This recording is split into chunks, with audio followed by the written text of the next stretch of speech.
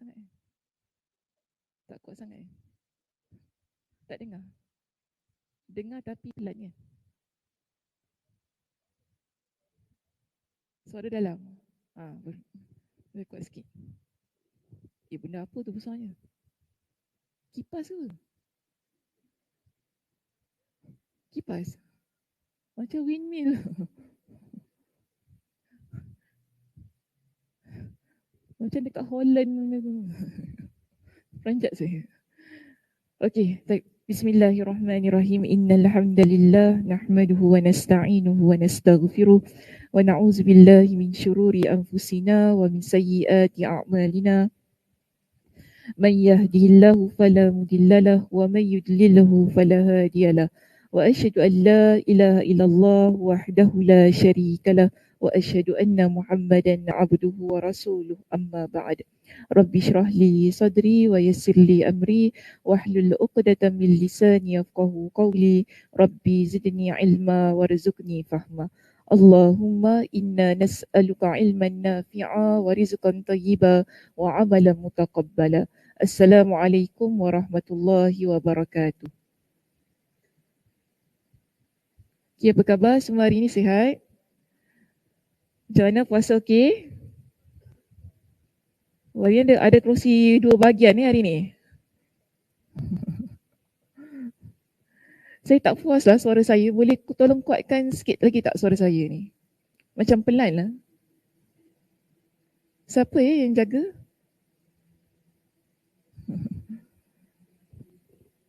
Cuba cik kat belakang okey tak suara saya? Ke tak berapa kuat?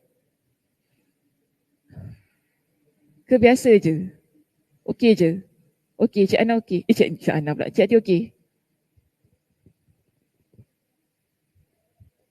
Apa dia? Pelan. Oh, yang dekat depan pelan. Sekarang pelan lagi? Masih pelan? Saya puasa.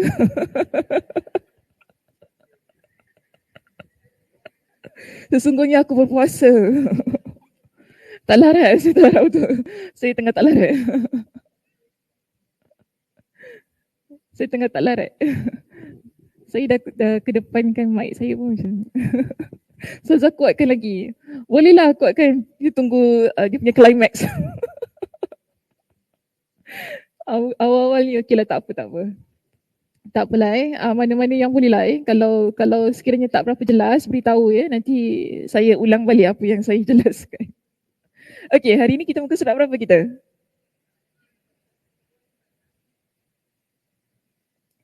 413 ya? Masih sama kan? Okey, kita berada di poin kita yang terakhir pagi ini. Poin kita B, iaitu 3 pangkal dosa. Kita dah jelaskan 3 pangkal dosa. Yang pertama iaitu kesombongan. Minggu lepas saya dah jelaskan tentang keserakahan. Jadi hari ini kita masuk kepada poin yang ketiga dan terakhir tentang 3 pangkal dosa kita, iaitu kedengkian.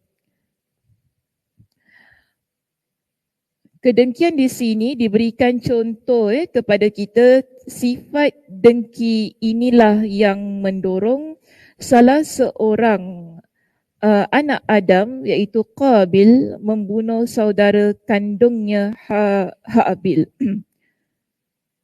Anak Adam, Qabil, membunuh saudara kandungnya Habil. Jadi diberikan contoh kepada kita untuk poin yang ketiga di situ, ialah tentang kisah anak kepada Nabi Adam. Jadi bagi saya daripada poin yang pertama, 2, 3 di sini, ketiga-tiganya cenderung memberikan contoh tentang kisah Nabi Adam AS. Sampailah dibawakan kepada kita yang poin yang ketiga tentang kisah anaknya. Jadi kalau kita ingin rujuk pada kisahnya yang lebih detail, kita akan kuat sangat tu, pelankan sikit suara saya. Ni bahasa. Dah pelan-pelan sangat, dah kuat-kuat sangat. Okey. Surah Al-Ma'idah ayat 27 hingga 31. Okey, kita akan baca surah Al-Ma'idah ayat yang ke-27 hingga 31.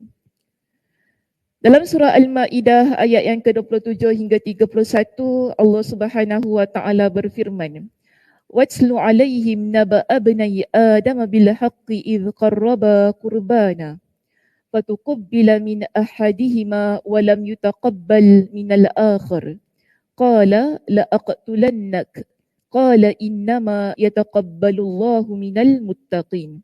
Jadi ayat yang ke-27 surah Al-Ma'idah. Allah ceritakan kepada kita tentang kisah dua anak Nabi Adam yang Allah kata di sini, dan ceritakanlah Muhammad yang sebenarnya kepada mereka tentang kisah kedua putera Adam. Ketika keduanya mempersembahkan korban, maka korban salah satu dari mereka berdua iaitu Habil diterima dan dari yang lain Qabil tidak diterima.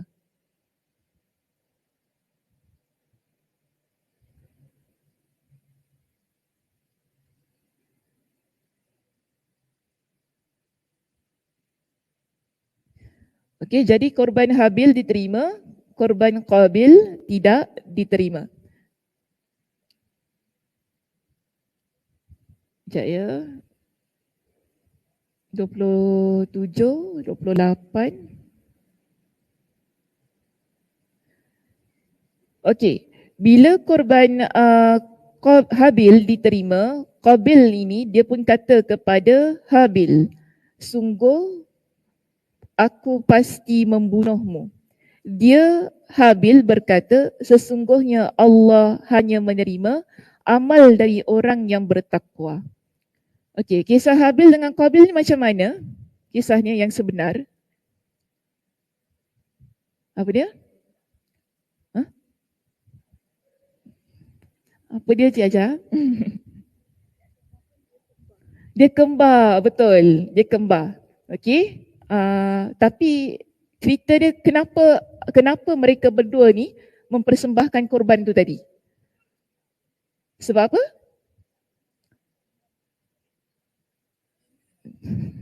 So dia puasa. Perintah Allah pasal? Oh, kerana dia nak memilih pasangan. Betul tak kisahnya tu? Nak memilih pasangan. Pasangan yang macam mana? Dia kena kahwin dengan adik Habil. Oh, dia kurang lawa. Bukan tak lawa lah, kurang lawa. Kak Nisan, dia kurang lawa. Ayatnya sopan, dia kurang lawa. Kenapa tak cakap dia tak lawa? Takut orang marah ya. Okey. Kita ada dua anak Nabi Adam di sini ya. Habil dan Qabil. Okey. Nabi Adam diturunkan ke dunia kan? Pada waktu tu ada manusia lagi tak? Tak ada. Ini manusia yang pertama. Jadi bila isterinya melahirkan, kita dapati bahawa setiap kali melahirkan, anak yang dilahirkan akan kembar. Okey, bila kembar-kembarnya berpasangan, mesti ada perempuan. Anak perempuan kembar lah. Okey, dia panggil adik dia lah. Cuma tak sebut dia siapa nama adik-beradik ni. Jadi dia macam bila keluar satu set, sorry saya guna satu set. Bila keluar satu set ni kan, dia mesti lelaki perempuan. Lelaki perempuan. Jadi setnya macam itu. Maka Allah Subhanahu Wa Taala untuk syariat Nabi Adam, untuk konteks Nabi Adam di sini, Allah perintahkan supaya dikahwinkan kembar ini dengan set yang lain. Contoh macam ni kan, Habil kahwin dengan yang ini, adik kepada Qabil. Qabil dia kena kahwin dengan adik kepada Habil. Isunya sekarang ini, si Qabil ini dia tak puas hati. Sebab apa? Dia kata, adik engkau tak cantik. Adik aku cantik. Jadi dia tak suka nak kahwin dengan adik perempuan kepada Habil. Dia nak kahwin dengan adik dia sendiri. So isunya macam itulah kan. Jadi dia nak kahwin dengan adik dia sendiri. Tapi Allah perintahkan apa tadi? Dia kena macam bersilang gitu kan. Tak boleh. Dia jumpa dengan Nabi Adam. Dia beritahu kepada Nabi Adam. Dia kata tak nak kahwin dengan adik si Habil tu sebab dia tak cantik. Saya nak kahwin dengan adik saya sendiri. Dia kata gitu. Tapi Nabi Adam kata tak boleh. Sebab Allah perintahkan mesti kahwin lain kan. Dia tak boleh kahwin sama kembar. Mesti kahwin dengan kembar yang set yang lain di situ. Jadi Qabil ni dia tak terimalah. So Nabi Adam pun mendapat perintah daripada Allah agar setiap daripada mereka ini mempersembahkan korban masing-masing. Korban siapa yang diterima, maka Allah Subhanahu Wa Taala menerima permintaannya. Jadi hajat Qabil dia untuk kahwin dengan adik perempuan dia. Bermakna kalau korban dia diterima, dia boleh kahwin dengan adik perempuan dia sendiri. Tapi kalau korban Habil diterima, bermakna Habil akan berkahwin dengan adik kepada Qabil. Jadi Qabil ini adalah kita panggil peladang. Okay, kerja dia pada zaman dia adalah sebagai seorang peladang, manakala Habil sebagai seorang penternak. Jadi bila Habil dia mempersembahkan korbannya, dia pun disebut dalam kitab Imam At-Tabari, okay, Imam Al-Qurtubi, hatta dalam kitab tafsir Imam Ibn Kathir menjelaskan bahawa korban yang disembahkan oleh Habil ialah kibash, iaitu kambing biri-biri yang gemuk. Okay, kambing biri-biri yang gemuk, yang segar bugar lah dipersembahkan kepada Allah Subhanahu Wa Taala. Tetapi sebaliknya, si Qabil yang peladang ini, dia mempersembahkan kepada Allah dengan korban berbentuk sayur-sayuran. Kita tahu kan, kalau kita nak korban ni selalu kita guna sayur ke kita guna binatang? Ada tak raya haji kita tiba-tiba nak korban apple? Ambil semangka ke apa kan? Tahu ni saya nak korban semangka lah. Tak nak lah kambing-kambing ni leceh. Dah lah mahal kambingnya. Kita ekonomi sikit, kita ambil sayur-sayuran. Tapi masalah sekarang ni, Qabil ini walaupun dia mempersembahkan sayurannya, tapi sayur-sayuran yang disembahkan ialah yang kita panggil yang dah tak elok lagi. Dia buat untuk korban. Maknanya kualiti korbannya ialah tidak baik. Jadi kita jelas di sini ya, dalam syariat kita pun kalau korban pasti kambing yang akan diterima. Maknanya binatang ternak lah akan diterima. Tapi ayam tak boleh ayam kan. Tak boleh cakap ayam binatang ternak, ayam pula pergi. So di sini kita lihat Allah Subhanahu Wa Taala menerima korban Habil. Bila Allah terima korban Habil, Qabil tak puas hati. Ini yang Allah ceritakan berikutnya di dalam surah Al-Ma'idah ini, ayat yang ke-27, 28. Okay. Pada ayat berikutnya, tadi kan dia kata, aku nak bunuh kau. Bila dah tak terima tadi kan, dia kata kepada adik dia Qabil tu kan, la aqtulannak, dia tak puas hati. Okey, aku akan bunuh kau Qabil. Aku akan bunuh kau Habil. Tapi Habil kata kepada Qabil, sesungguhnya Allah menerima amalan orang-orang yang bertakwa. Innama yataqabbalullahu minal muttaqin. La in basatta ilayya yadaka litaqtulani ma ana bibasiti yadi ilayka liaqtulak. Inni akhafullaha rabbal alamin. Jadi Habil ni dia pun kata kepada Qabil, kalau engkau Qabil, engkau gerakkan tangan engkau untuk bunuh aku. Kan dia kata, aku tidak akan menggerakkan tanganku kepadamu untuk membunuhmu. Kerana apa dia kata? Aku takut kepada Allah, Tuhan seluruh alam. Okeylah, fine. Kata gini kan, kalau engkau nak bunuh aku nak beritahu kepada engkau. Kalau engkau bunuh aku tak akan gerakkan tangan aku. Maknanya kalau engkau serang, aku akan biarkan kau serang. Sebab apa? Aku tak nak sama-sama level dengan kau. Dia macam ini kan, kita kalau orang kalau orang serang kita, kita pun serang dia balik, dia jadi sama-sama. Sama-sama jahat. Kalau dia marah, kita marah, sama-sama dah nampak. Dah nampak dua kali lima dah. Nampak macam itu kan keadaannya. Sampai orang pun confused. Mana betul, mana salah? Dia akan nampak semikian. Jadi di sini, Habil dia mengambil pendekatan, kalau kau Qabil, kau serang aku tak serang kau balik. Kerana apa? Inni akhafullah. Aku takut kepada Allah Subhanahu Wa Taala. Tetapi si Qabil ini sebenarnya tadi merupakan nasihat Habil kepada Qabil supaya jangan buat perkara yang maksiat. Kau jangan bunuh-bunuh orang. Ini adalah perkara yang Allah Subhanahu Wa Taala larang. Okey, Habil ni di kalangan orang-orang yang soleh ya. Tapi Qabil dia tetap dengan keinginannya membunuh saudaranya si Habil itu tadi. Sebab itu di sini ya, Habil masih lagi memberikan nasihatnya kepada Qabil. Dia kata begini, inni uridu an tabu'a bi ithmi wa ismika fatakuna min ashabin nar.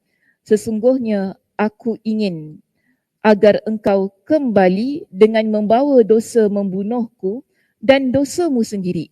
Maka engkau akan menjadi penghuni neraka dan itulah balasan bagi orang yang zalim. Namun kita lihat pada ayat yang berikutnya, ayat yang ke-29. Ayat 30 ayat yang ke-30. Fatawa'at lahu nafsuhu qatla ahihi faqatalahu fa asbaha minal khasirin. Maka nafsu Qabil mendorongnya untuk membunuh saudaranya. Kemudian dia pun benar-benar membunuhnya, maka jadilah dia termasuk orang-orang yang rugi. Jadi Qabil tetap bunuh Habil. Walaupun Habil dah beritahu kepada Qabil bahawa kalau engkau bunuh aku tak akan serang. Maknanya tak guna kalau engkau bunuh aku sebab tidak ada serangan balas daripada aku. Kemudian dia beritahu kepada Qabil, kalau engkau bunuh aku, engkau akan pulang kepada Allah dengan dosa engkau dan dosa membunuh aku. Maknanya dosanya ada dua di situ kan. Dosa engkau sendiri, engkau tak tahu dah macam mana nak hadap Allah. Kemudian kau bunuh aku, maknanya di situ ada dua dosa. Jadi dengan harapan sebenarnya Habil ini dia menasihati abangnya itu tadi agar menghentikan niatnya untuk membunuh adik-beradiknya sendiri. Tetapi kita lihat di sini Allah ceritakan Qabil dia tak peduli. Dia tetap bunuh Habil. Sehingga Allah kata dia jadi orang-orang yang rugi. Adakah Qabil ni menyesal setelah membunuh? Dia menyesal. Apa, kenapa Cik Ajar kata dia menyesal? Dia nak tanam? Dia apa? Oh, bila dia nak tanam adik dia tu kan, atau abang dia tu kan, dia tunjukkan yang dia menyesal. Boleh Cik Ajar, boleh, tak masalah. Kita lihat di sini ya, pada ayat yang terakhir, ayat yang ke-31. Allah kata gini, فَبَعَثَ اللَّهُ غُرَابًا يَبْحَثُ فِي الْأَرْضِ لِيُرِيَهُ كَيْفَ يُوَارِي سَوْءَةَ أَخِيهِ. Jadi tadi kita kata ini adalah isu yang berlaku yang pertama berlaku dalam konteks kehidupan manusia pada waktu itu. Jadi bagi saya pada waktu tersebut belum ada lagi orang yang mati. Jadi Qabil dia tak tahu nak buat apa dah dengan mayat ni. Dia duduk, dia tengok mayat, abang dia ni kan, tadi Allah kata dia di kalangan orang yang rugi kan? Kenapa aku bunuh? Ni menyesal ni, kenapalah aku pergi bunuh dia ni kan? Sekarang aku nak buat apa ni dengan mayat dia ni? Maka Allah utuskan burung gagak. Allah utuskan burung gagak untuk memperlihatkan kepada Qabil bagaimana cara mengkebumikan mayat itu. Jadi di sini ya, faba'asallahu ghuraban yabhathu fil ardi liyuriyahu kaifa yuwari sawata akhi.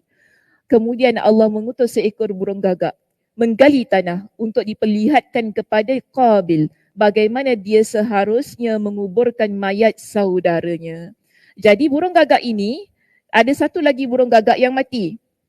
Maka burung gagak yang hidup, dia korek tanah, dia kais tanah tu kan, dia korek lalu dia tanam mayat burung gagak yang seekor lagi yang mati itu, dia timbuskan dengan tanah. Si Qabil ni nampak. Bila Qabil ni nampak keadaan sedemikian, dia buat sebagaimana burung gagak tersebut. Maknanya Allah memberikan kepada dia dengan cara apa yang kau perlu buat dengan mayat ini. Maka di sini dia kata, Qabil pun berkata di sini, okay, Allah, saya teruskan ya firman Allah, ya wailata a'ajaztu an akuna misla hadzal ghurab fa uwariya sawata akhi fa asbaha minan nadimin. Qabil berkata, celakalah aku. Mengapa aku tidak mampu berbuat seperti burung gagak ini sehingga aku dapat menguburkan mayat saudaraku ini. Maka jadilah dia termasuk orang yang menyesal. Maknanya dia kata ginilah, kenapa sebelum burung gagak tu tunjuk, aku tak buat macam mana burung gagak tu buat? Kan? Sedangkan aku ni manusia, burung gagak tu binatang. Itu kita celaka betul lah, aku ni bodoh. Bodoh lah, kenapa aku tak buat macam tu? Burung gagak tunjuk baru aku nak buat. Tapi yang kita faham pada waktu itu belum lagi ada kejadian kematian. Okay, pada konteks kehidupan ataupun konteks masyarakat Adam tu kan, sebab dia hidup suami, isteri dan anak-anak. Konteksnya begitu. Okay, pada awal permulaan kehidupan manusia. Jadi bila tidak ada lagi manusia yang mati, maka di sinilah Allah Subhanahu Wa Taala memberitahukan kepada Qabil bagaimana kamu perlu perlakukan mayat yang telah engkau bunuh, maknanya manusia yang telah engkau bunuh itu. Di sini, okey, apa yang boleh kita pelajari daripada kisah Habil dan Qabil? Tadi datangkan kepada kita dengan contoh ini kan, nak tunjukkan kepada kita bagaimana dengki boleh menyebabkan kita membunuh orang yang merupakan darah daging kita sendiri. Ini pengajarannya. Dengki sebab apa dia tak boleh terima tadi kan? Betul tak? Dia tak boleh terima apa? Allah terima korban Habil. Allah tak terima korban dia. Bila Allah terima korban Habil, bermakna Habil boleh bernikah dengan adik perempuan dia. Jadi dia suka ke tidak? Dia tak suka. Dia jadi dengki. Bagi dia, kalau aku tak dapat, kau pun tak dapat. Dia macam gitu. Ini ayat biasa orang Melayu kita dengar kan. Kalau aku tak dapat, kau pun tak dapat. Okay? Jangan harap kau dapat. Biar putih mata. Betul tak ayat tu? Biar putih mata jangan apa? Jangan putih tulang. Kenapa? Tulang memang putih apa? Dah kita pula bertikai kan. Biar putih mata jangan putih tulang kan. Kalau aku tak dapat, kau pun tak dapat. Sama-sama puas hati. Dia kata gitu kan. Jadi inilah kita kata dengki. Dengki ni akan menyebabkan kita membunuh saudara kita sendiri. Kita dah tak kisah dah siapa orang yang kita dengkikan itu tadi. Okay, sehingga ia akan buat kita melakukan dosa demi dosa. Okey, soalan saya, apakah yang dimaksudkan dengan dengki? Okey, Kak Siti Sujia, jawapan yang pertama silakan.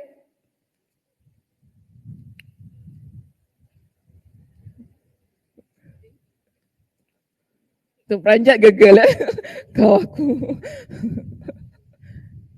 nak pas? Pas. Okay. Kak Siti dia tak boleh ni. Penyakit hati, okey, itu umum ya penyakit hati.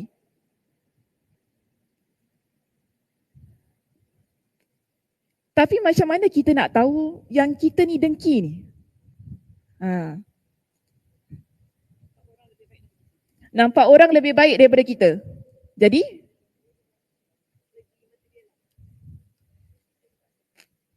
Sekejap kering tekak. Sekejap. Nak minum air tak boleh.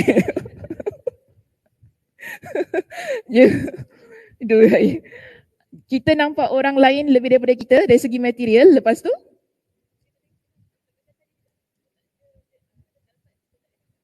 dia tak dapat. Oh, dia ada kereta besar, kita pun nak kereta besar juga. Gitu. Tak link. Tak link eh. Link ke tak? Boleh terima tak? Tak ni boleh?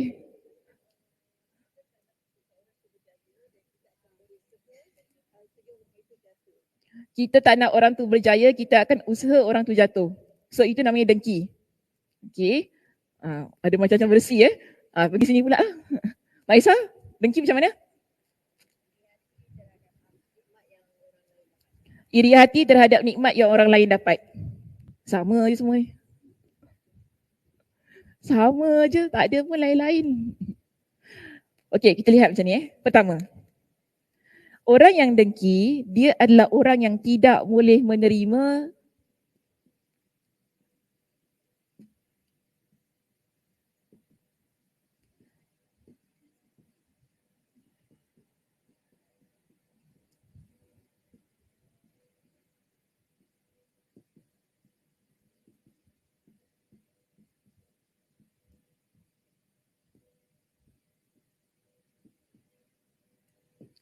Okay, orang yang dengki dia tidak boleh menerima nikmat Allah yang Allah berikan kepada orang lain.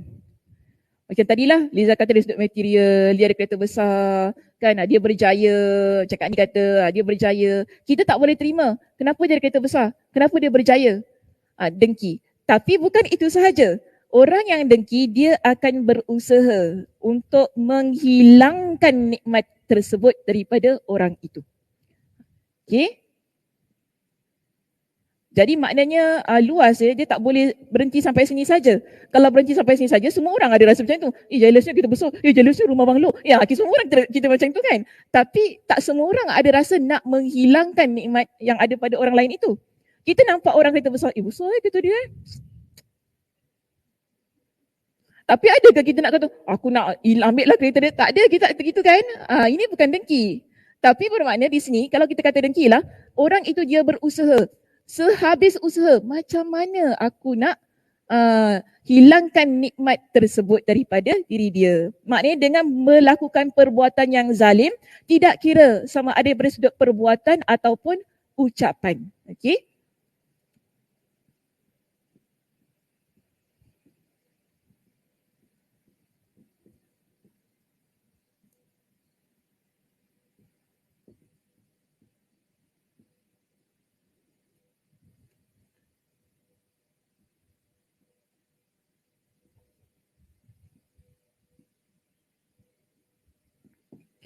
Ini sebagaimana Qabil tu tadi kan, dia dengki, dia tak boleh terima nikmat yang ada pada Habil. Okay, Habil dapat kahwin dengan adik perempuan dia yang dia kata jambu sangat dia kan, lawa sangat adik perempuan dia. Kemudian Allah Subhanahu Wa Taala pula terima korban Habil. Jadi dia dengki. Maka sebab itu dia menzalimi Habil, dia bunuh Habil supaya nikmat tersebut terhenti, hilang daripada Habil. Ini juga sebagaimana Iblis laknatullah. Okay, Iblis dosa pertama yang dia buat ialah dia cuba keluarkan Nabi Adam daripada syurga. Kerana apa? Dia dengki. Asalnya bukan dia penghuni syurga ke Iblis tu? Allah keluarkan dia kan?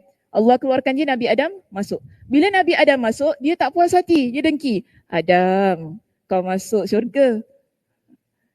Kalau aku tak dapat, kau pun tak dapat. Itu yang Iblis berusaha untuk keluarkan Nabi Adam dan Hawa daripada syurga. Okey, ini yang pertama. Di kalangan para ulama kata apa? Orang yang buat yang pertama ni dosanya sangat besar. Sebab dengki ni ada macam-macam level. Okey, kita pergi yang kedua. Kalau kita kata dengki yang kedua ini, dia sama. Cuma bezanya, orang yang kedua, dia akan pindahkan nikmat itu pada diri dia. Kalau yang pertama ni, aku tak dapat, engkau tak dapat, settle.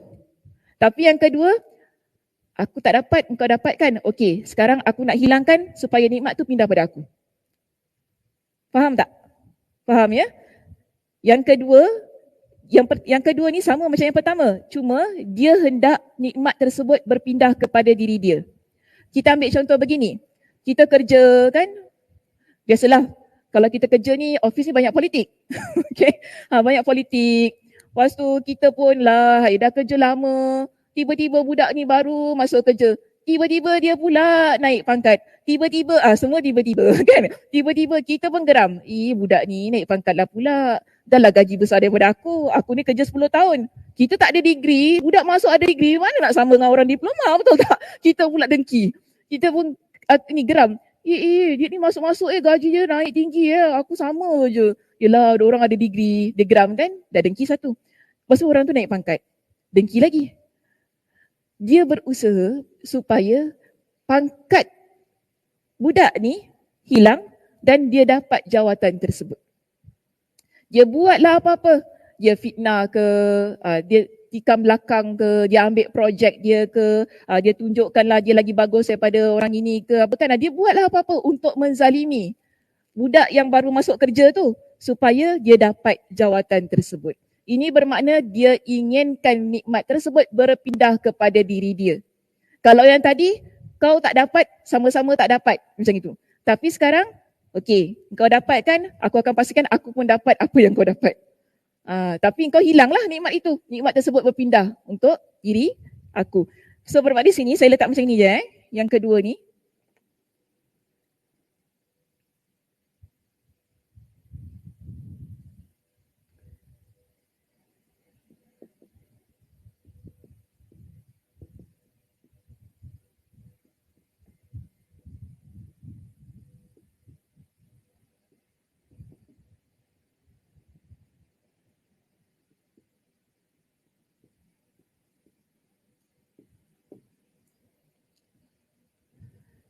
Okey, tidak boleh menerima nikmat Allah pertama yang diberikan kepada orang lain berusaha menzalimi untuk menghilangkan nikmat tersebut. Okay, itu yang pertama, dengki yang pertama.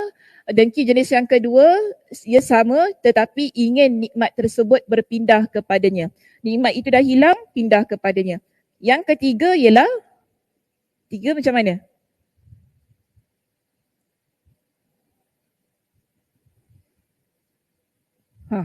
Lama teman-teman. Dengki ketiga macam mana? Dengki ketiga yang tadi saya sebutlah. Kita ada perasaan dengki tu, tapi kita tak buat apa-apa, kita diam je. Kita tak menzalimi orang itu. Kita tak hilangkan nikmat dia pun. Dan kita pun tak nak pun nikmat tu berpindah pada diri kita. Ini bagi saya ada pada ramai orang. Okay? Dengki yang ketiga jenisnya, kita dengki lah, menyampah, benci, macam tu kan. Tapi kita tak adalah nak menzalimi dia, nak fitnah dia, kan, nak buat perkara-perkara yang tak baik pada dia, sehingga dia mati ke, terbunuh ke, kita dapat jawatan, tak ada. Dia cuma dalam mati je. Okay. Di kalangan para ulama kata apa, kalau macam tu dia tak dosa. Sebab dia tak buat apa-apa, dalam mati dia je. Kita pun tak cakap apa-apa tau. Kita tak cakap apa-apa. Dia tidak menzalimi orang tersebut dari perbuatan maupun kata-kata. Dia hanya sembunyikan pada diri dia saja. Ini yang ketiga. Okay, tidak ada usaha untuk menghilangkan dan tidak pun ada keinginan bahawa nikmat itu akan berpindah kepada diri dia. Cuma just ada dalam hati saja. Dengki aku dengan orang ni. Jealous orang kata jealous Cerita kan? Jealous Apa pula kau okay. Nak cakap apa Nak cakap apa? Tengok muka Nisa. Nak cakap apa nombor tiga ni Bagi saya ayat. Apa dia? Tak puas hati? Hanya simpan dalam hati. Oh. Macam lagu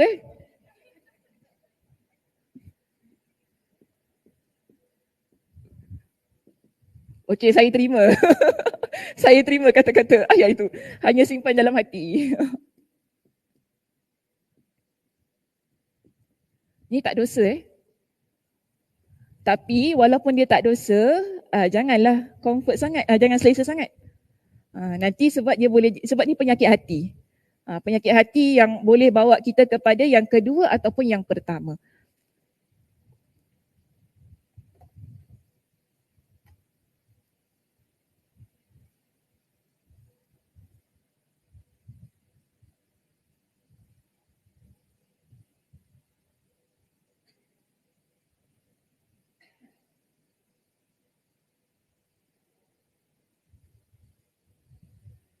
Oh, lupa pula. Ada yang keempat. Dah sudah ada nombor 4, tulis mana tu? Ada yang keempat, sorry Saya baca balik nota saya tu, ada yang keempat. Okay, yang keempat ialah dia simpan dalam hati tapi dia selalu berdoa supaya hilang nikmat tu daripada dia. Ni biasa juga ada pada orang kan. Dia kata, oh kahwin solusi cerai lah tu. Maknanya dia makcik-makcik betul aku ni. Solusi cerai tu. Maknanya dia simpan dalam hati dia. Dia tak menzalimi, dia tak buat apa-apa. Cuma dalam hati dia berdoa supaya nikmat tu hilang. Dia tak sebagaimana yang pertama dan yang kedua. Sebab yang pertama, yang kedua, dia usaha tau dengan tenaga dia, dengan kata-kata dia supaya nikmat orang itu hilang.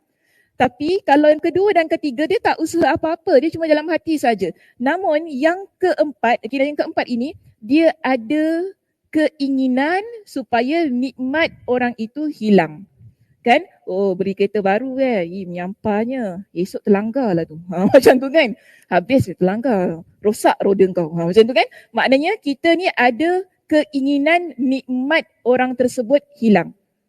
Okay, nombor 4, hanya simpan dalam hati tapi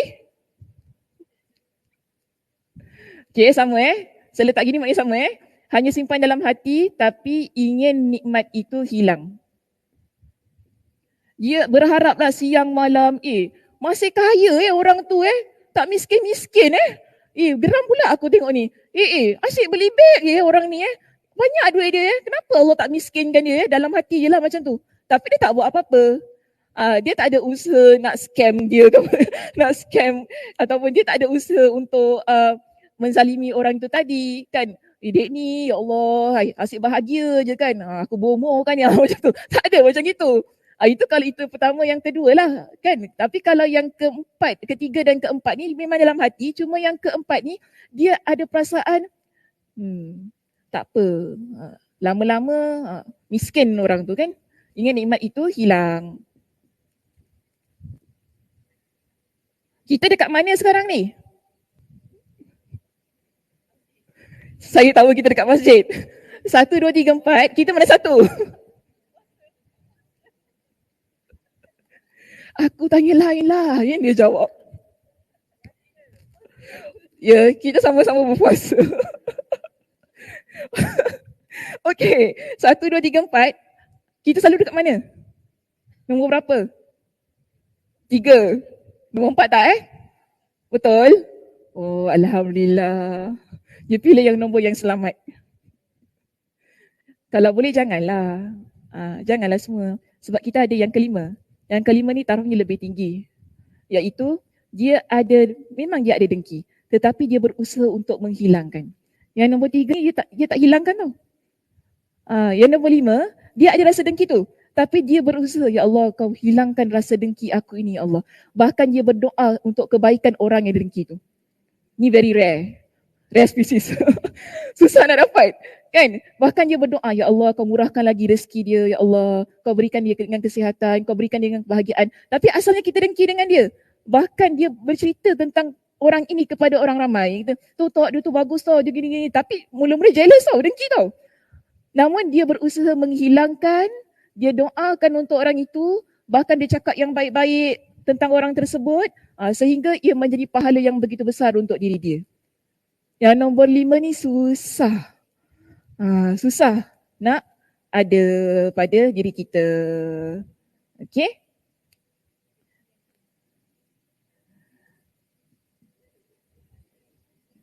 Apa dia tu? Dengki yang baik, dengki yang sihat. Apa kau jangan macam-macam. Tengah mengantuk ni. Tengok apa dia. Oh ni dengki yang sihat. Oh dengki yang sihat Masya Allah. Dengki yang sihat.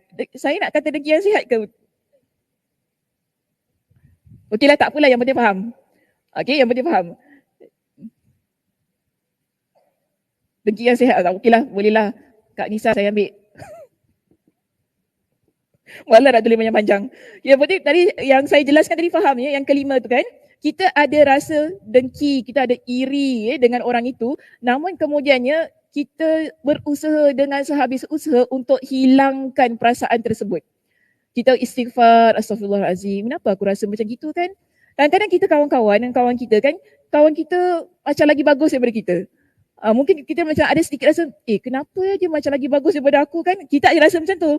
Tapi akhirnya, astagfirullahalazim. Memang itu layak untuk dia. Nampak tak? Itu layak untuk dia. Alhamdulillah Allah berikan rezeki itu kepada dia. Kita pun doa mudah-mudahan Allah tambahkan lagi rezeki dia, Allah berikan lagi dia kebahagiaan, Allah baguskan dia lagi dunia dan akhirat. Kan? Begitu keadaannya. Orang yang kelima ini. Dalam keadaan yang pada awalnya dia rasa dengki, tapi kemudiannya dengki itu berubah menjadi pahala untuk diri dia. Okay, Masya Allah, tabarakallah. Dan di sini saya datangkan dalil daripada surah An-Nisa ayat yang ke-32, Allah Subhanahu wa taala berfirman, "Wala tatamannau bima faddalallah." Allah kata, janganlah kalian rasa iri ataupun mengharapkan limpah kurnia yang Allah telah berikan kepada sebahagian dari kamu untuk menjadikan mereka melebihi sebahagian yang lain tentang harta benda, ilmu, pengetahuan atau pangkat kebesaran. Jadi Allah dah ingatkan kita dalam Al-Quran, jangan jadi orang yang berharap kepada nikmat yang ada pada orang lain. Allah kata wala tatamannau ma faddalallahu bihi ba'dakum ala ba'din. Jangan kau berharap, jangan kamu rasa iri dengan nikmat yang diberikan kepada sebahagian antara kamu. Kerana begini Allah jelaskan lirrijali nasibum mimma iktasabu walin nisa'i nasibum mimma iktasabn was'alullaha min fadlih innallaha kana bikulli syai'in alima. Kerana telah tetap orang lelaki ada bahagian dari apa yang mereka usahakan dan orang perempuan pula ada bahagian dari apa yang mereka usahakan. Maka berusahalah kamu dan pohonkanlah kepada Allah akan limpah kurnianya, sesungguhnya Allah sentiasa mengetahui akan tiap-tiap sesuatu. Jadi kita faham begini muslimah. Allah Subhanahu Wa Taala telah menentukan rezeki kita masing-masing. Okey? Rezeki saya berbeza, rezeki anda berbeza, kita terima rezeki yang Allah berikan. Kita jangan mengharap rezeki orang tu jadi rezeki kita. Ini maksud Allah. Sebab Allah dah tentukan untuk kamu rezeki yang begini, untuk dia rezeki yang begini.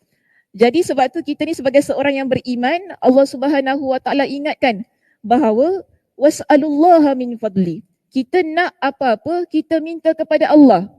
Mungkin kita nampak orang ini memiliki kelebihan yang sangat luar biasa. Dan kita suka dengan kelebihan itu. Namun bukan caranya kita ambil kelebihan dia, kita pindahkan pada diri kita. Bukan begitu caranya. Tapi dengan cara ialah kita memperbaiki diri kita, kita minta kepada Allah Subhanahu Wa Taala agar kita dapat jadi sebagaimana dia. Jadi inilah yang Nabi SAW beritahu kepada kita. Hasad yang dibenarkan. Okey? La hasada illa fisnatain. Kita ni memang tak boleh dengki dengan sesiapa. Hukumnya berdosa. Tetapi Nabi kata tidak melainkan untuk dua perkara yang dibolehkan. Apa dia? Okey. Saya kumpulkan hadis-hadis berkenaan dengan itu. Nabi kata begini. Orang yang mana dia ini bila Allah berikan kepada dia dengan ilmu Al-Quran. Kita kalau nak dengki, kita dengki dengan orang-orang yang macam gini. Ini dibenarkan. Orang yang dia ada kelebihan baca Al-Quran, orang yang berilmu, orang yang bersedekah. Tiga golongan ini Nabi sebutkan dalam hadis-hadis baginda. Daripada hadis riwayat Imam Al-Bukhari, Imam Muslim, Ibn Majah, Imam At-Tirmizi sampailah kepada hadis dalam kitab Musnad Imam Ahmad Ibn Hanbal. Okay. Keseluruhan hadis menyebutkan bahawa ada tiga golongan yang Nabi sebutkan tentang mereka yang dibolehkan untuk kita ada rasa dengki. Okay. Kalau saya baca kepada hadis di sini, Nabi kata, Rajulun 'allamahu Allahul Quran. Ni hadis riwayat Imam Al-Bukhari ya. Rajulun 'allamahu Allahul Quran fahuwa yatsluhu ana al-laili wa ana an-nahar. Kita nampak ada orang lelaki, ada seseorang ini yang dia baca Al-Quran. Allah berikan kepada dia dengan ilmu membaca Al-Quran. Dia pandai baca Al-Quran dan dia baca Al-Quran itu siang dan malam. Dalam riwayat lain menyebutkan bahawa orang ini dia baca Al-Quran dan dia mengajarkan Al-Quran itu kepada orang lain. Okey, maknanya dia beramal dengan ilmu Al-Qurannya. Bukan setakat untuk diri dia tapi juga untuk orang lain. Lalu Nabi kata apa? Fasami'ahu. Orang ni dia baca Al-Quran siang malam sehingga jiran dia dengar. Bila jiran dia dengar ini, jiran ni kata, dek ni pagi subuh baca Quran, zuhur baca Quran, asar baca Quran. Bila masa dia tak baca Quran. Kita dengar pun lemah. Yang dengar, jiran sebelah pun dengar, asyik baca Quran je. Aku ni tak baca-baca Quran. Macam itu kan. Jadi insaf orang kata. Dia jadi insaf. Jadi dia pun berdoa kepada Allah. Nabi kata gini. Laitani utitu mislama utiya fulanun. Fa'amiltu mislama ya'mal. Ya Allah, mudah-mudahan aku ini diberi sebagaimana diberikan kepada fulan itu. Kepada lelaki yang baca Quran tu. Supaya aku dapat beramal sama sebagaimana dia beramal. Jadi, ini kita nampak, dia asalnya dia dengki. Kan irinya orang ni ya, baca Quran siang malam, aku ni tak dapat baca Quran siang malam. Dia macam itu. Tapi adakah iri hatinya itu nak menghilangkan, dia tak menghilangkan. Bahkan dia hendak jadi sama sebagai orang itu. Lalu dia berdoa kepada Allah supaya dia dapat beramal sama sebagaimana lelaki tersebut. Tanpa menghilangkan nikmat itu. Ini kita panggil sebagai amal soleh. Dan begitu juga yang kedua, Nabi SAW menjelaskan, Nabi kata apa? Dan lelaki yang kedua, warajulun atahullahu malan fahuwa yuhlikuhu fil haqqi. Dan juga seorang lelaki kita nampak orang ini dia Allah Subhanahu wa taala berikan kepada dia dengan harta yang melimpah ruah. Dengan harta yang melimpah ruah itu dia pun bersedekah di jalan Allah, di jalan yang benar. Dalam riwayat lain kata siang dan malam. Maknanya hartanya digunakan di jalan Allah, dia sedekah, suka sangat bersedekah. Dan kita nampak, bila kita nampak kata, bagus orang ni kan asyik sedekah je. Nak jadi macam dia lah, kenapa aku tak jadi macam dia? Rasanya sedemikian dalam hati. Tapi adakah kita nak menghilangkan nikmat itu? Biar habis duit dia tak payah sedekah lagi. Benci aku tengok orang ni sedekah. Dia tak macam gitu. Tetapi orang ini bahkan dia minta kepada Allah, ya laitani, wahai Allah, mudah-mudahan aku kau berikan sama sebagaimana fulan itu tadi supaya aku dapat beramal sama sebagaimana dia. Di kalangan para ulama kata apa? Ini kita panggil sebagai ghibtah. Okey? Kita tak panggil ia sebagai hasad walaupun Nabi sebut ia sebagai hasad dalam hadis itu tadi. Kita panggil ia sebagai ghibtah.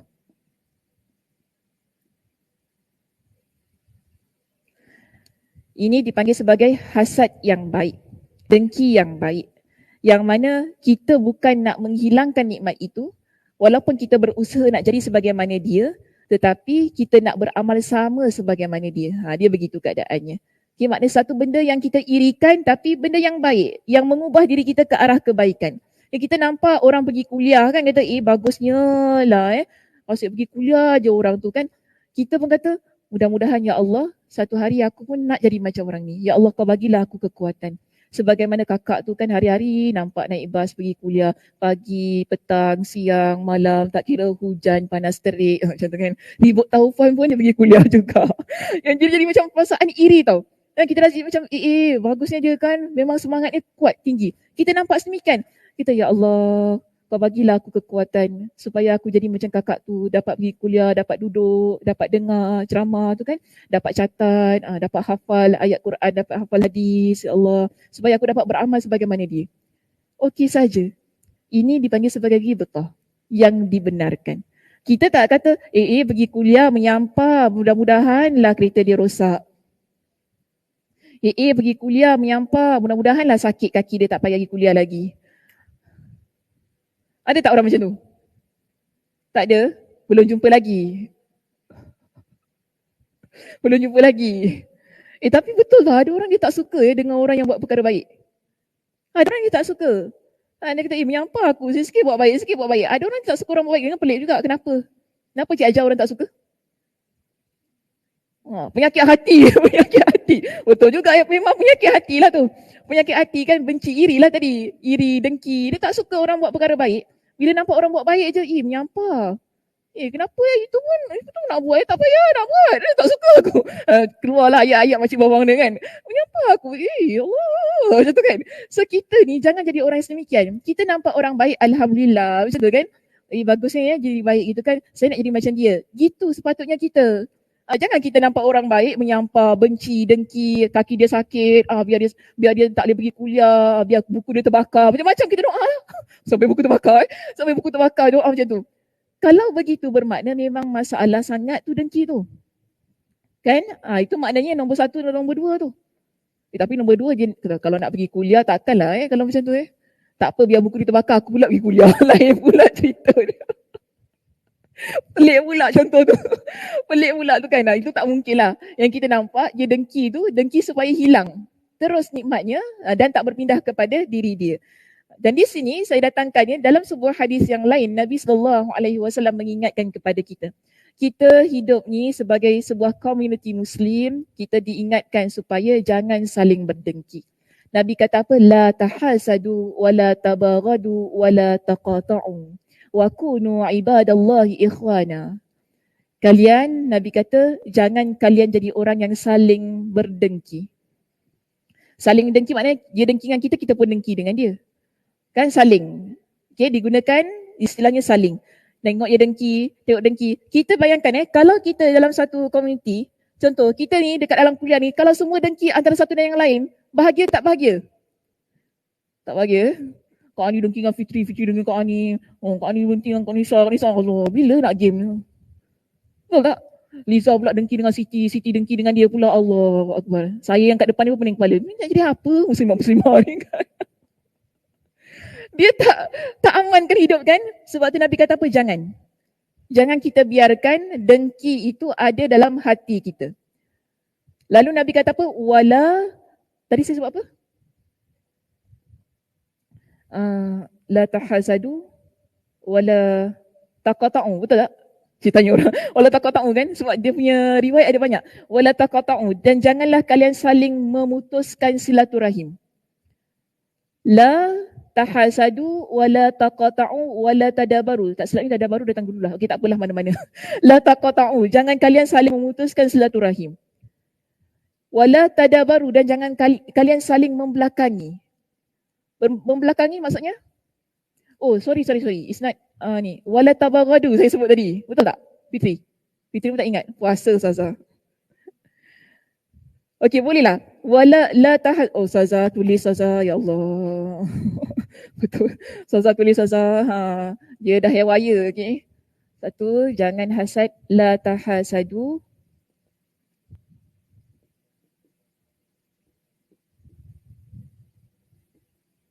Wala tabaghadu, jangan saling membenci.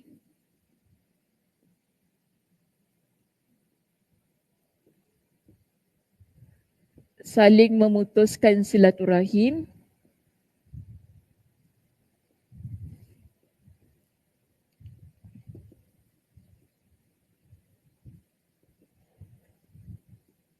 Saling membelakangi.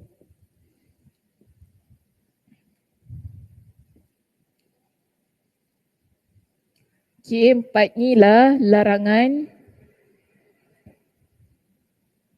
Nabi.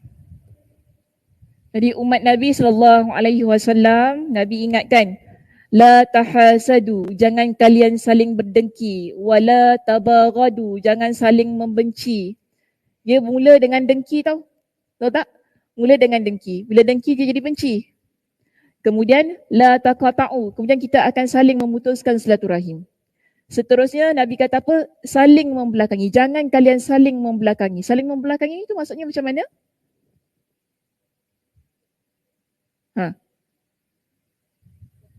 Buang muka, betul. Buang muka. Buang muka ataupun saling membelakangi maksudnya kita membelakangkan orang. Kita tak suka orang tu kan, kita pun belakangkan dia. Macam dulu orang duduk kampung kan, sapu sampah kan, benci dengan jelas semua. Untuk nyampah, sapu. Belakangkan orang tu kan. Orang sebelah ni, alah macam dia je ada belakang, aku ada belakang. Macam gitulah ceritanya kan. Ini dipanggil sebagai tadabaru, saling membelakangi. Jangan buat begitu. Sebab ia akan menimbulkan dia akan melemahkan silaturahim ataupun hubungan persaudaraan antara kita. Kerana di akhirnya Nabi kata apa? Wa kunu ibadallahi ikhwana. Dan jadilah kalian semuanya saling bersaudara. Insan iaitu sama Muslim yang bersaudara. Dan Nabi SAW dalam hadis yang lain, jangan duduk dulu. Dalam hadis yang lain Nabi SAW ingatkan kepada kita begini. Dabba ilaikumul da'ul umam min qablikum. Okay, dabba ilaikumul umam qablakum.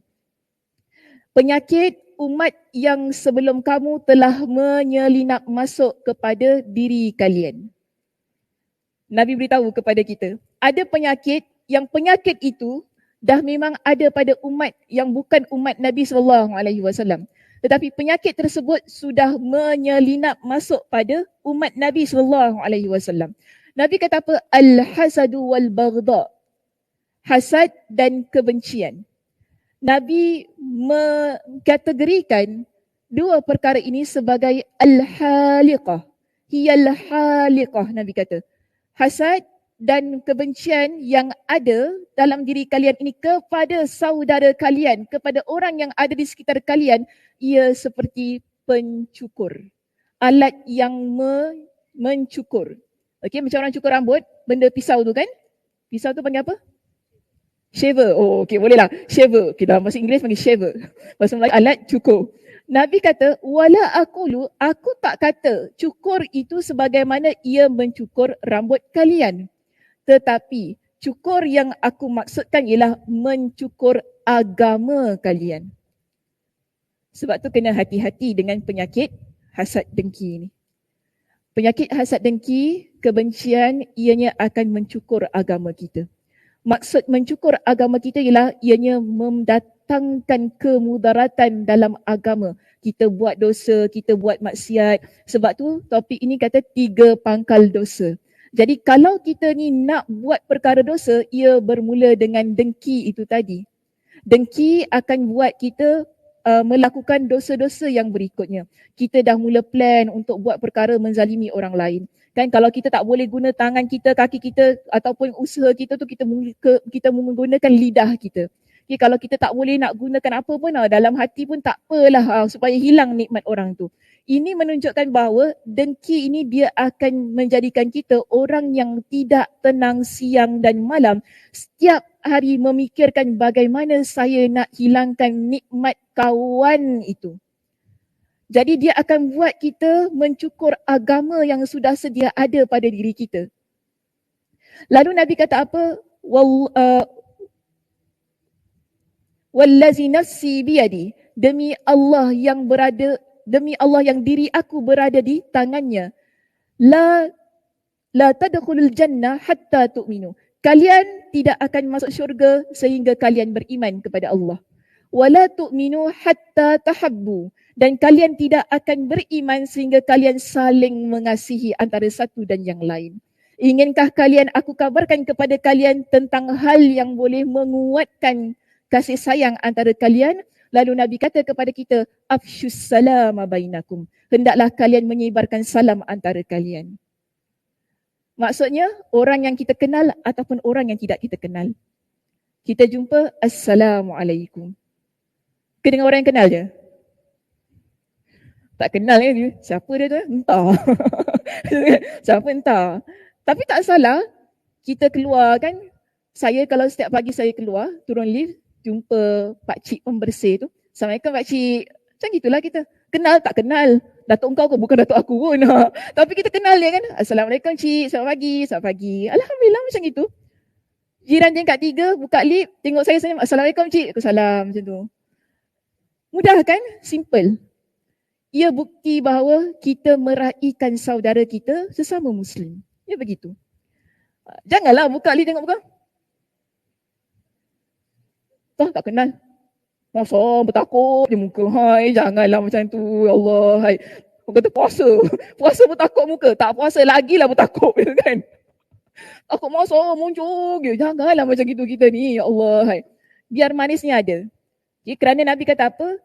Tidaklah dinamakan dengan kebaikan walaupun kamu memaniskan wajah kamu ketika kamu bertemu dengan seseorang. Kita jumpa dengan orang, kita senyum, Alhamdulillah. Itu kebaikan. Dapat pahala kita. Kalau jumpa orang masa macam mana nak ada tahabbu tu tadi, saling berkasih sayang. Sedangkan tadi Nabi pesan kepada kita kan, kita nak kuatkan keimanan kita, kita nak jadi orang yang masuk syurga, kita mesti jadi orang yang saling kasih mengasihi. Orang yang saling kasih mengasihi, dia tidak ada perasaan al-hasadu wal-baghdha.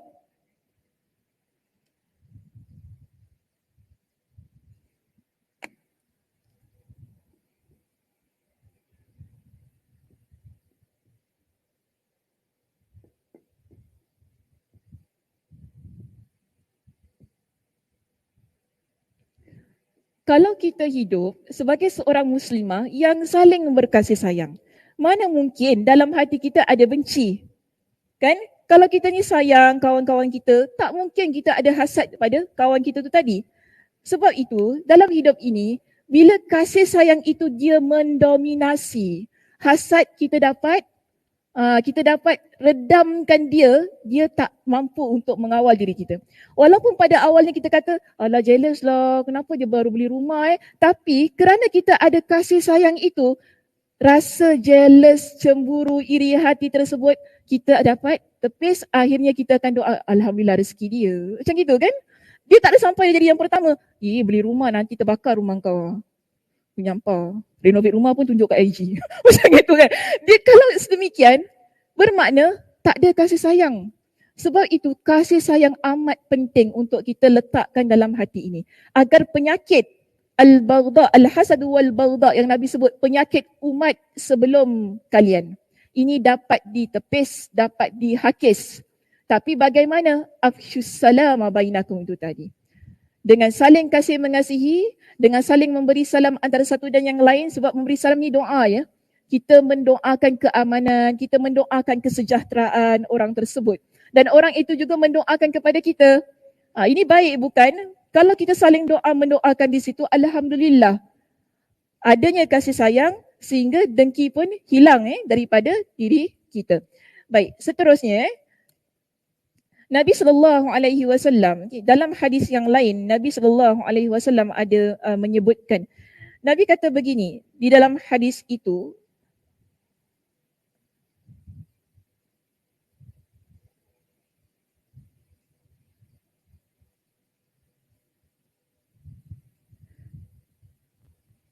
di dalam hadis itu, Nabi SAW menceritakan kepada kita tentang calon penghuni syurga.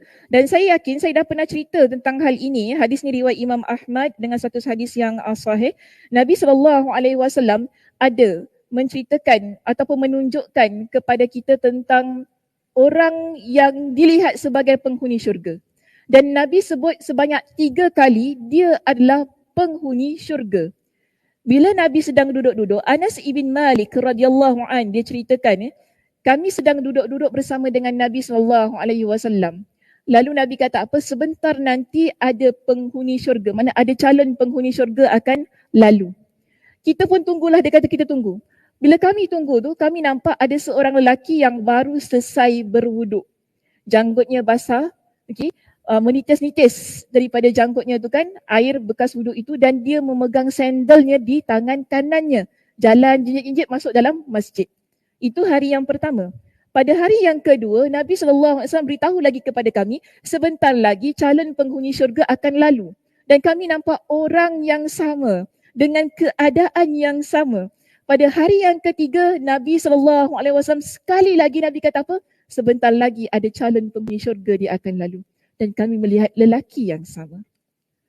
Anas bin Malik radhiyallahu anhu dia kata apa? Seorang sahabat Nabi Abdullah bin Amr bin Al-As, dia tak berpuas hati dengan apa yang dia lihat. Takkanlah lelaki ni calon penghuni syurga. Itu je kot. Kan? Setakat bawa sandal, janggut dia basah dengan wuduk, ini penghuni syurga. Dia macam meragui lah. Mesti ada amalan yang dia buat. Pada pemikiran dia, mesti ada amalan yang dia buat sehingga kita tak tahu, kan? Yang dia buat dekat rumah mungkin, yang kita tak tahu, sehingga menjadikan dia sebagai penghuni syurga. Jadi, Abdullah ini, dia ikut lelaki ini balik. Dia ikut lelaki ini balik, dia kata gini kepada lelaki ini, wahai Fulan, saya gaduh dengan ayah saya. Dan saya kata dengan dia, 3 hari aku tak nak balik rumah. Boleh tak aku tidur rumah kau? Dia kata gitu. Kita kalau calon penghuni syurga ni dia baik kan? Kalau kita berkata, buat apa kau gaduh dengan bapak kau? Kau tak ada rumah lain ke nak pergi?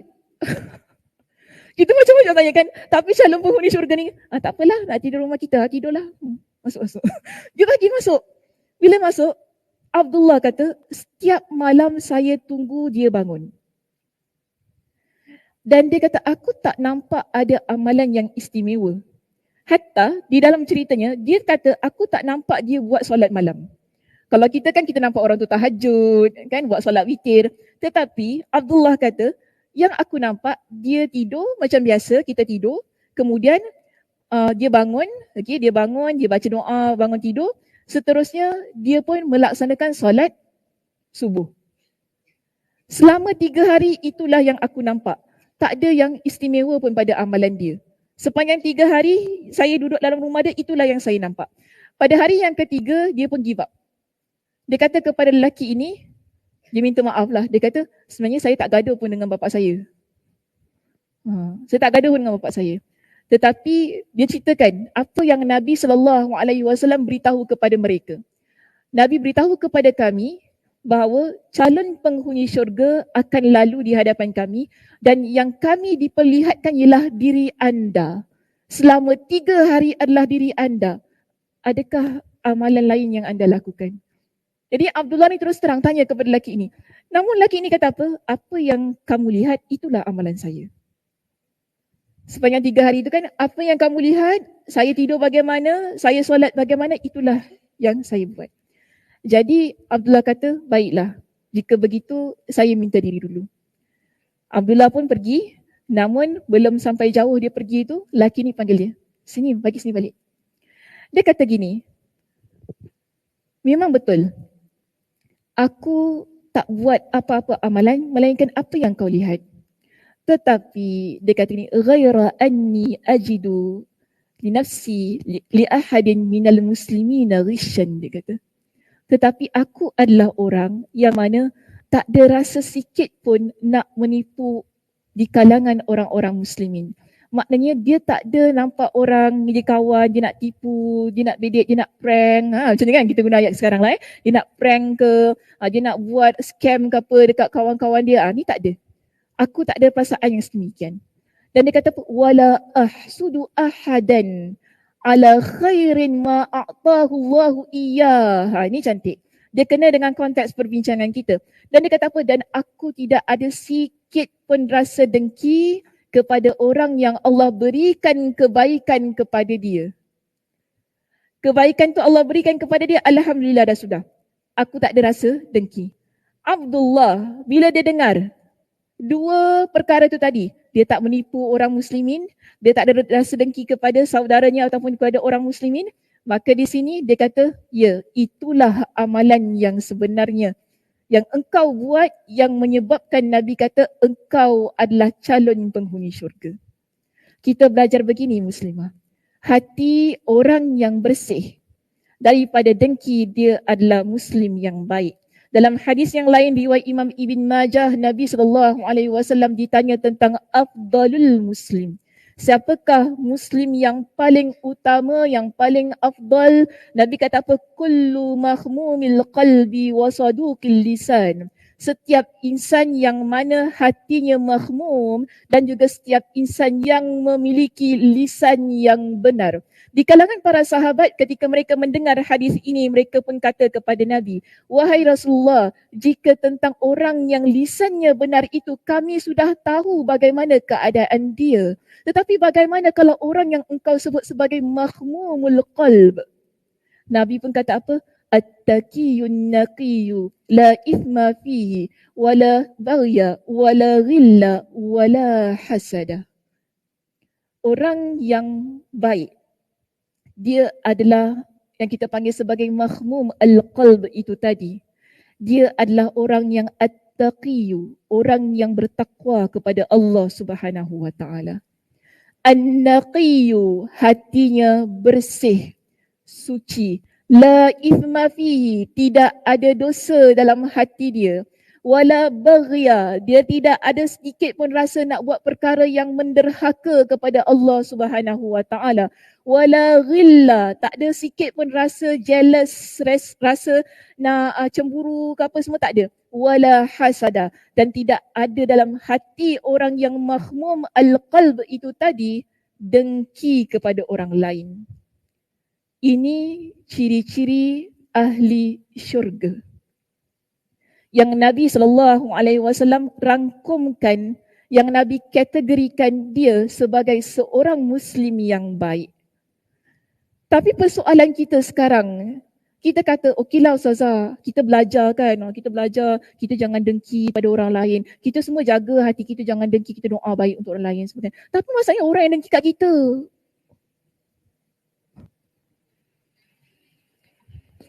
Orang pula dengki kat kita, macam mana Ustazah? Tu kan. Orang pula dengki kat kita. Kita baik, Alhamdulillah. Alhamdulillah kita baik. Tapi orang dengki kat kita, orang buat kita tu, orang sihir kita, orang buat macam-macam dah dekat kita Ustazah. Macam mana Ustazah?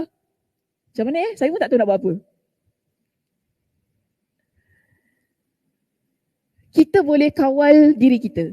Kita tak boleh kawal orang lain. Kena ingat itu ya.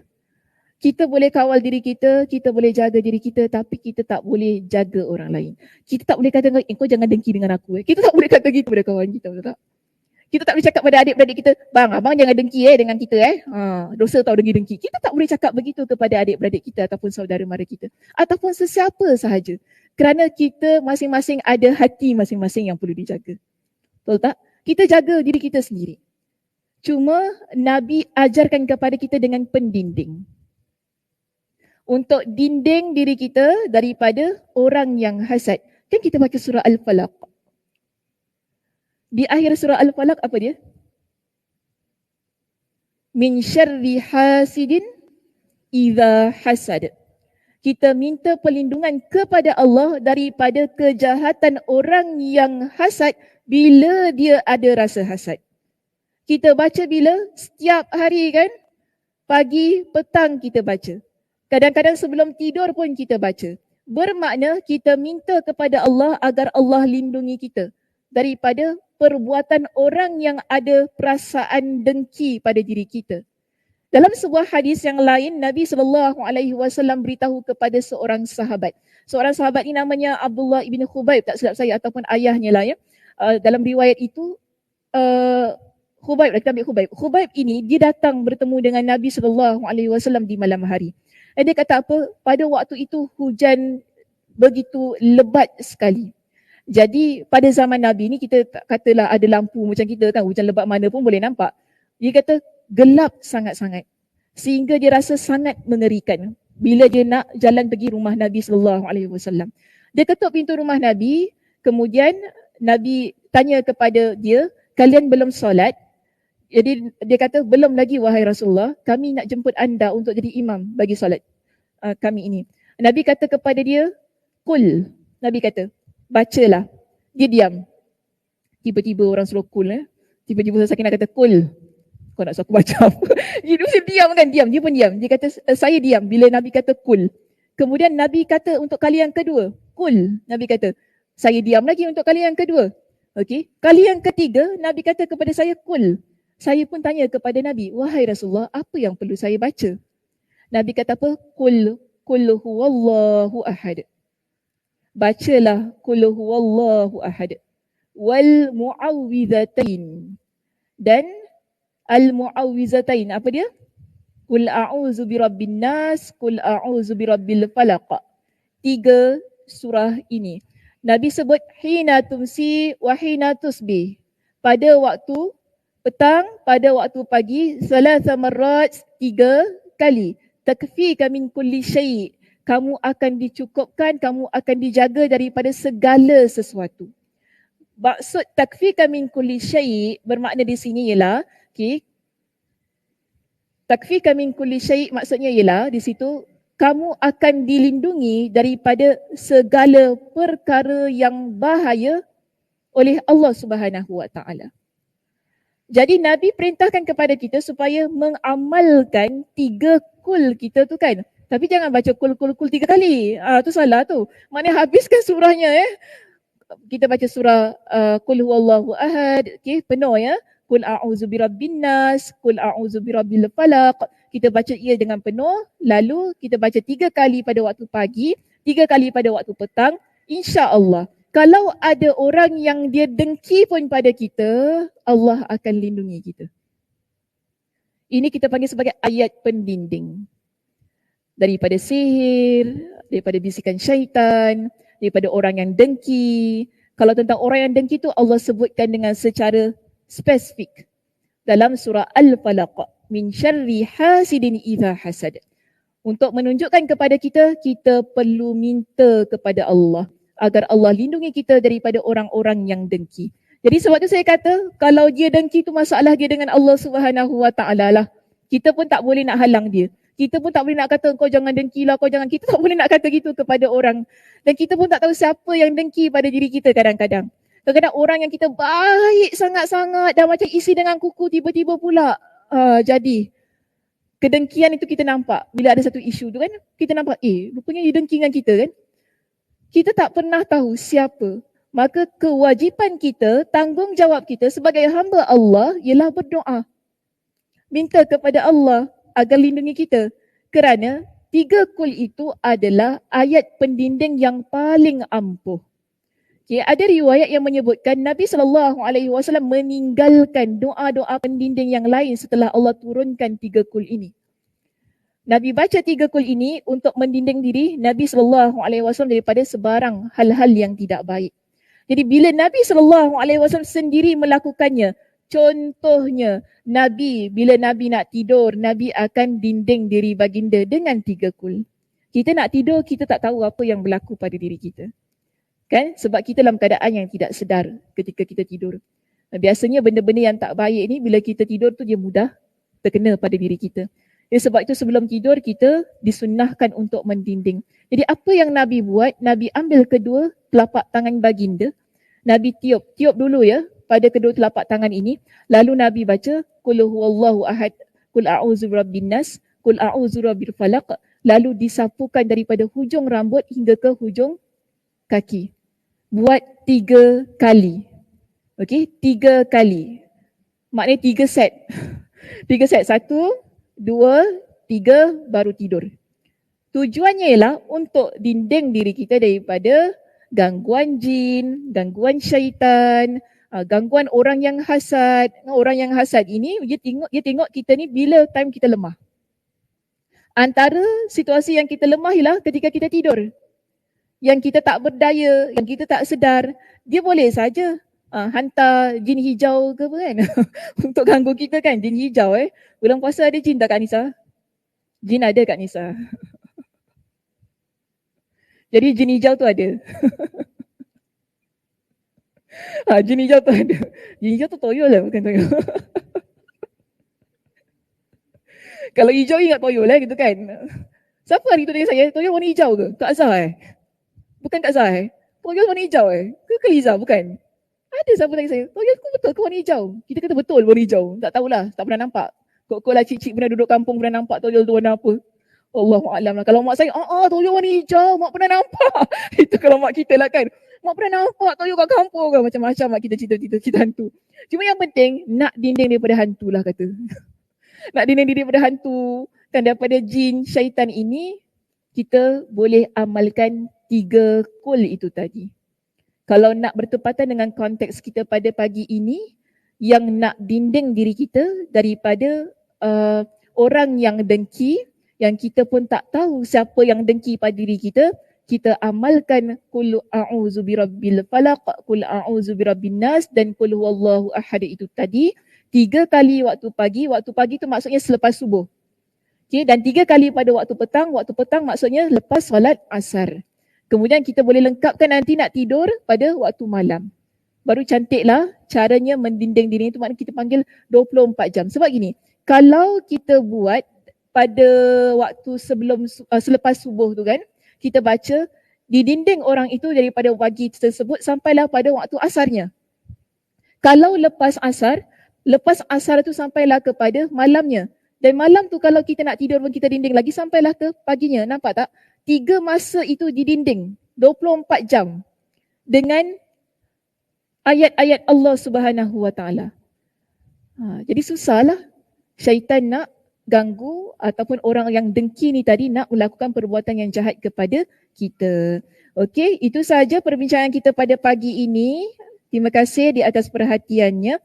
Alhamdulillah selesai ya perbincangannya. Sekejap. Saya belum habis baca tu. Yang perenggan akhir tu. Kita tutup dengan perenggan akhir tu. Siapa saja di antara hamba-hamba Allah yang terhindar dari ketiga sifat tersebut. Iaitu apa tadi sifatnya?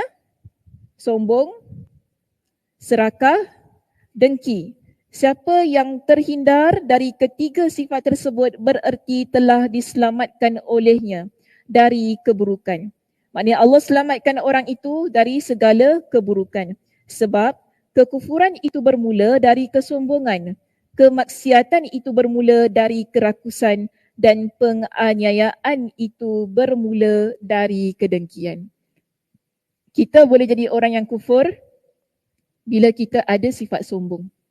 Kerana orang yang sombong, dia tak rasa ada kuasa yang lebih besar, iaitu Allah Subhanahu Wa Taala. Sebab tu dia sombong. Kemudian kita boleh jadi orang yang buat perkara maksiat bila kita jadi orang yang serakah. Okay, minggu lepas kita dah bincang tentang nafsu serakah tu tadi kan. Jadi kalau orang yang dia memiliki keserakahan tersebut, ia akan menjadikan diri dia orang yang sentiasa melakukan kemaksiatan tanpa ada rasa nak bertaubat kepada Allah Subhanahu Wa Taala. Begitu juga kita akan jadi orang yang menzalimi orang lain bila kita ada rasa dengki. Kerana dengki ini dia tidak mengira siapa orang yang kita dengki. Kita boleh dengki dengan anak kita boleh dengki dengan mak bapak kita boleh dengki dengan adik-beradik kita boleh dengki dengan kawan-kawan kita. Sesiapa saja, dengan jiran pun kita boleh dengki kan? Dan dengki itu dia akan buat kita melakukan penganiayaan demi penganiayaan sehingga membunuh orang yang tidak bersalah. Okey, itu saja perbincangan kita pada pagi ini. Saya tutup dengan tasbih kafarah. Subhanakallahumma wa bihamdika asyhadu an la ilaha illa anta astaghfiruka wa atubu ilaik. Assalamualaikum warahmatullahi wabarakatuh.